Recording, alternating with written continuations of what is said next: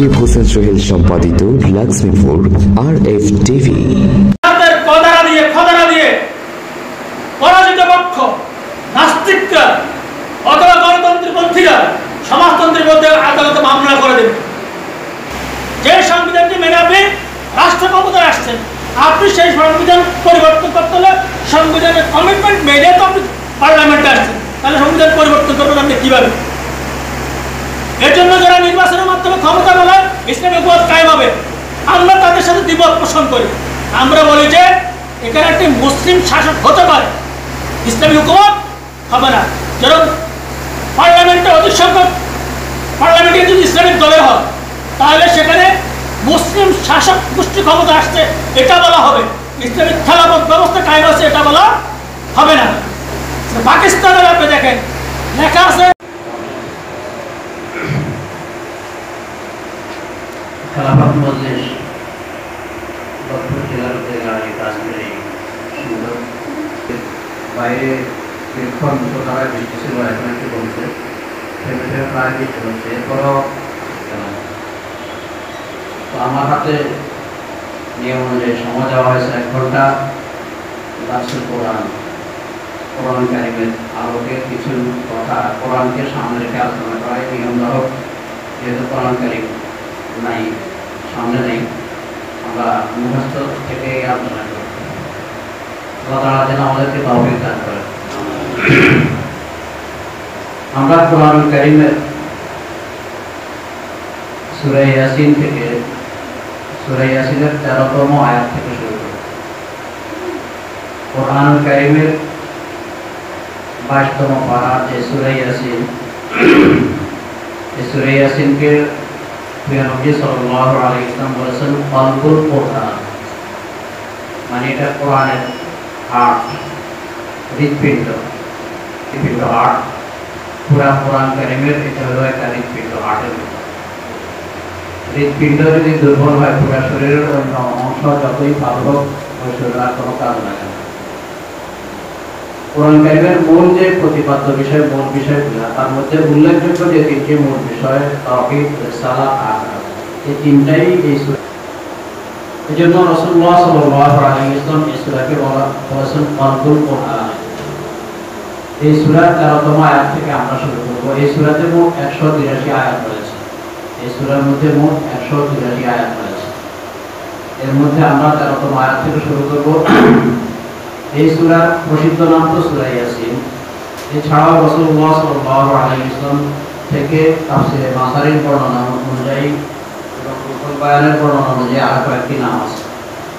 সূরাতুল মুদাফিরা, মানে যে সূরা তেলাওয়াত করলে বিপদ আপদ বালা মুসিবত দূর হয়, এজন্য এই সূরাকে সূরা মুদাফিরা বলা হয়েছে। অন্য বর্ণনায় এটাকে মুআম্মাত বলা হয়েছে, মানে রহমত বরকত ব্যাপকভাবে চলে আসে এই সূরাতে। তাফসীরে মাদারিতে একটি সনদ সূত্রে বর্ণনা করা হয়েছে যে সকাল এবং সন্ধ্যায় এই সূরা তেলাওয়াত করবে। যে সকালে তেলাওয়াত করবে ওই দিন পুরো দিন সে সুস্থ থাকবে, এবং যে দিন সন্ধ্যায় তেলাওয়াত করবে পুরো সন্ধ্যায় সে সুস্থ থাকবে। সূরা ইয়াসিন তেলাওয়াত করলে তার ঈমানের সাথে তার মৃত্যু নসিব হয়, এই মর্মে একটা হাদিস বর্ণিত আছে। যাই হোক, এই সূরার অনেক ফজিলত আপনারা সবসময় শুনেছেন। এই সূরার মাঝখান থেকে আমরা কিছু কথা আলোচনা করি।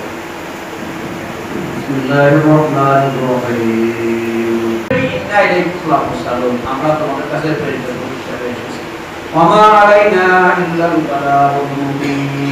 আমরা জোর জবরদস্তি করে তোমাদেরকে ফিরাইয়া মারিয়া ইমান দাওয়াত দেব না।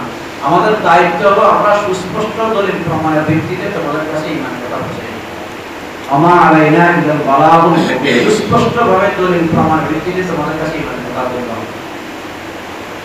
এইভাবে যখন নবীগণ দাওয়াতি কাজ শুরু করলেন, কয়েকদিন পর্যন্ত দাওয়াতের কাজ শুরু করলেন, আমাদের সমাজের নিয়ম হলো যদি কোনটা না পারে একটা না একটা উঠে তবলিগ জামাত যদি দাওয়াতের কাজে এলাকাতে যায়, তখন যদি ওই যারা তাবলিগ পছন্দ করে না, তখন এদেরকে উপহাস করে কথা বলে যে দেশে আছে তাবলিগ মতো তাবলিগ, এরকম একটা উপহাস করেন। এই উপহাসগুলা এটা যুগে যুগে জাহেলরা নির্বোধরা, এখানেও নবীদের উত্তরসূরি নবীদেরকে করতেছে। তোমাদের আগমনে আমরা এই এলাকা অশুভ লক্ষণ দেখতেছি, তোমাদের কারণে বৃষ্টিপাত সমস্যা চলতেছে। উল্টা যাদের কারণে বৃষ্টি বাদল কারণে আসমান জমিন টিকে আছে, যাদের কারণে চাঁদ সূর্য গ্রহ নক্ষত্র এখনো আপন কক্ষপথে ঘুরে, সেই নবীর তাদের উত্তরসূরি, তাদের কারণে ভাষায় কারণ লাগে সিন্দিরাঙ্গি মোল্লা সিন্দি নবীদের উসিলাই এটা। আর নবীদেরকে বলতেছে তোমাদের কারণে অসফল। আরবি ভাষায় অয়ুর মানে হলো পাখি, আর পাতায়ুর মানে হলো পাখি উড়ান। পাতায়ুর শব্দটা হলো পাখি উড়ান। তাইয়ারা আছে বিমান, এটা বিমান উড়ে যাবে।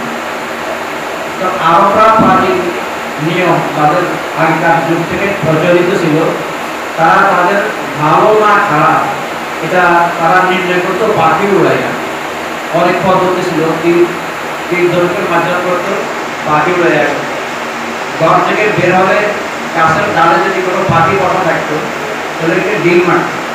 ডিল মারলে পাখিটা যদি ডান দিকে উড়া দেয় শুভ লক্ষণ, আর বাম দিকে উড়া দিলে খারাপ লক্ষণ। এটাকে তাতায়ু বলা হয়। সেখান থেকে যে কোনো অশুভ লক্ষণ কিছু করলে এটাকে বলা হয় তাতায়ু। বড় একটু ব্যাপক হয়ে গেছে। এটা ছিল জাহিলি যুগে। এটা পরবর্তীতে আধুনিক প্রগতির যুগে আসি, যে কোনো কিছু উদ্বোধনের সময় আমাদের দেশে অনেকে পাখি উড়ায়। এটা কিন্তু ওই অশুভ লক্ষণ থেকে আসে। মূল ইতিহাস জানার মধ্যে পাখি উড়ে গেছে, পাখিটা যে খারাপ থেকে হচ্ছে, সেই জন্য পাখি উড়াইয়া ভাগ্য মন্ত্র ভালো নির্ণয় করা এটা ইসলামের নিন্দনীয়। এটা খুবই ঘৃণিত কাজ। ইসলাম এটাকে মোটাও সমর্থন করে। মূলত এটা তাকদীর ফয়সালা। কোন এলাকায় কি হবে সাথে এটার সাথে এটা কোনো সম্পর্ক নেই। আমাদের দেশে এরকম কিছু অপরাধীরা এরকম কুসংস্কার আছে না, ঘর থেকে বাইরে হাড়ি কলসি দেখলে বা বিভিন্ন প্রাণীর আকৃতি দেখলে, ভূতের পেঁচা দেখলে, এরকম অনেক কিছু, বা মহিলা জোড়া কলা দেখলে, জোড়া সুতারি খেলে, এরকম বিভিন্ন কথা বলে। এটার সাথে কোনো কি সম্পর্ক নেই, এটা ভিত্তিহীন কথা।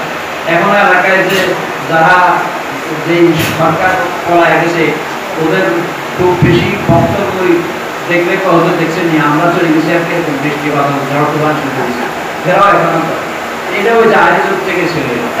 তো নবীরা উত্তরে বললেন অয়ুর মারা করে, তোমাদের কুলক্ষণ তোমাদের সাথে, কুলক্ষণ সুলক্ষণ এটা আমাদের কারোর সাথে সম্পর্ক, তোমাদেরটা তোমাদের সাথে। অয়ুর মারা করে আইন কিন্তু মানে উপযুক্ত বা উপযুক্ত যদি তোমাদেরকে উপদেশ দেওয়া দেখার বিষয় হল, তারা এখান থেকে শিখত যে একজন দাঁড়ের গুণাবলী কি হওয়া উচিত, আখলা কি হওয়া উচিত। মূলত মানুষের প্রত্যেক মানুষের অন্তরটা তালাবদ্ধ থাকে, আর ওই তালাবদ্ধ অন্তরকে খোলার চাবি হলো মানুষের ভাষা, মুখের ভাষা। একই কথা একজনে বলে আরেকজন বলে, কিন্তু একজনের কথা শ্রোতার অন্তরে আসে, আরেকজনের কথা আসে না। এটা আপনাদের সাথে আলোচনা করছি সংগঠন মজবুতের জন্য দায়িত্বশীলদের করণীয়। মূলত আজকে আমার আলোচনা এই পয়েন্টের উপর। বাকি তিনটা ব্যক্তিগত, পারিবারিক, সামাজিক, এই তিনটে ক্ষেত্রে আমি যে কথাগুলো বলেছি, যদি আপনাদের কাছে কোনোটা অতিরঞ্জিত মনে হয় দয়া করে আমাকে জানাবেন। আর যদি আপনার জীবনের পরিবর্তনের জন্য যদি কোনটা সহায়ক হয় তাহলে আমার জন্য দোয়া করবেন। সংগঠন মজবুতের জন্য দায়িত্বশীলদের করণীয়। সংগঠনের লক্ষ্য উদ্দেশ্যকে নিজের লক্ষ্য হিসেবে গ্রহণ করবেন। সংগঠন প্রদত্ত সিলেবাস অনুযায়ী অধ্যয়ন ও পারিবারিক পাঠাগার গড়ে তুলবেন। নিয়মিতভাবে ব্যক্তিগত সাংগঠনিক পরিকল্পনা গ্রহণ করে ঊর্ধ্বতন দায়িত্বশীলকে দেখাবেন। নিয়মিতভাবে ব্যক্তিগত সাংগঠনিক রিপোর্ট রাখবেন এবং দায়িত্বশীলকে দেখে মতামত গ্রহণ করবেন। নিয়মিত ব্যক্তিগত এনার ও শাখার ঊর্ধ্বতন এনার পরিশোধ নিশ্চিত করবেন। নিজের দাওয়াতি কাজ করবেন এবং অন্যকে দাওয়াত দেওয়ার প্রতি উৎসাহিত করবেন। পরিকল্পিতভাবে কর্মী যোগাযোগ করবেন এবং শাখার অন্যান্য দায়িত্বশীলকে কর্মী যোগাযোগ উৎসাহিত করবেন। আমি এই বিষয়টা কথা বলছি। কর্মী যোগাযোগ মনে রাখবেন, কর্মী যোগাযোগ করে আমরা চারটা কারণ। একজন ভাই আপনি জানেন না তার ভাই বোন কজন, মা বাবা আছে কিনা, অর্থনৈতিক অবস্থা কি, পড়ালেখার অবস্থা কি, তার জীবনে কোনো সমস্যা আছে কিনা, আপনি জানেন না, আপনি যে দায়িত্বশীল। আপনি সেই কর্মীকে বলবেন, ভাই আপনার সাথে কথা বলতে চাই, আমাকে একটু সময় দেওয়া যাবে? হ্যাঁ ঠিক যাবে। কখন দিবেন? এখন না, এখন না, আপনার সুবিধা মতো। আপনি তার থেকে প্রথম তারিখ নেবেন, কোন দিন ঠিক করবেন, এরপরে সময় নির্ধারণ করবেন, স্থান নির্ধারণ করবেন, এরপর তাকে বলবেন ইনশাআল্লাহ ভাই আপনার দেখা হবে, আজকে জন্য আসি। তারপর নির্ধারিত সময় পূর্বে আপনি সেখানে পৌঁছে যাবেন, তার কৌশল নির্ণয় করবেন। এরপরে তার সাথে আপনি কথা বলবেন, যে উদ্দেশ্যে আপনি তাকে ডেকেছেন সে উদ্দেশ্য হচ্ছে একটা। একটা হলো একে অন্যকে জানা।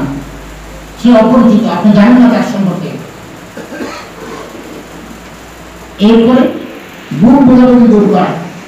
বাংলাদেশের সংবিধান গণতন্ত্র সমাজ কথা আছে যে 10 সিট পেলে আমরা সংবিধান পরিবর্তন করতে পারবো। এটা হচ্ছে রাষ্ট্র সংবিধানে